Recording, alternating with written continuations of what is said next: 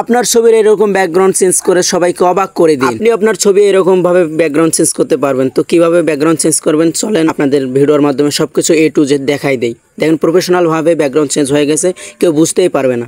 এর কারণে একটি অ্যাপ্লিকেশন লাগবে, সেই অ্যাপ্লিকেশনটার নাম হচ্ছে ইনশট। প্লে স্টোর থেকে নামিয়ে নেবেন, নেওয়ার পর এখানে দেখতে পারবেন। তো আমি আপনাদের বোঝার সুবিধার ক্ষেত্রে আমি তীর আইকন ব্যবহার করতেছি। একটু ভিডিওটা লং হবে, শেষ পর্যন্ত দেখবেন।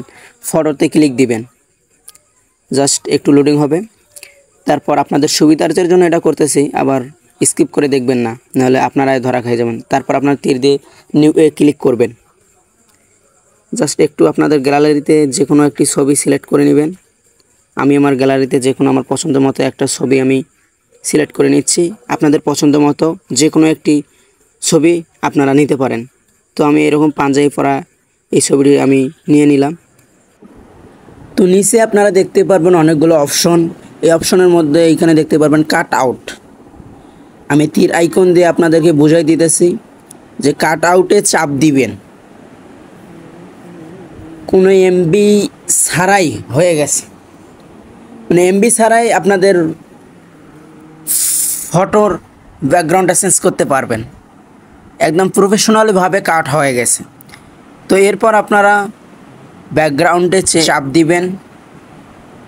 ব্যাকগ্রাউন্ডে চাপ দেওয়ার পর ফটো আইকনের মতো একটা ফটো দিয়ে দেখতে পারবেন, এই জায়গায় চাপ দিবেন।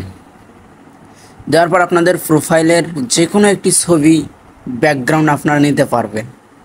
তো আমি এই বিল্ডিংটার ছবি নিলাম, নেওয়ার পর দেখতে পারতেছেন আপনারা আপনাদের ছবির জায়গা মতো যেই জায়গায় বসালে ছবিটার সুন্দর দেখা যাবে সেই জায়গায় বসিয়ে নেবেন একদম প্রফেশনালিভাবে। এরপর উপরে দেখতে পারবেন সেভ আইকন, সেভে চাপ দিবেন, দেন হয়ে যাবে। তো আমি আপনাদেরকে একদম প্রফেশনালিভাবে দেখাই দিচ্ছি, জুম করে করে দেখতে পারতেছেন কোনো নিখুঁতভাবেই ব্যাকগ্রাউন্ডে চেঞ্জ করে লাইছে, মানে অ্যাপসটি নিখুঁতভাবে ব্যাকগ্রাউন্ডে চেঞ্জ করে দিছে। তো আজকের ভিডিওটা এতটুকুই। ভিডিওর মাধ্যমে যদি কোনো কিছু শিখে থাকেন তাহলে অবশ্যই চ্যানেলটি সাবস্ক্রাইব করবেন, পাশে থাকা বেল আইকনটি অল করে দিবেন। দেখা হচ্ছে নতুন কোনো ভিডিওতে। আসসালামু আলাইকুম।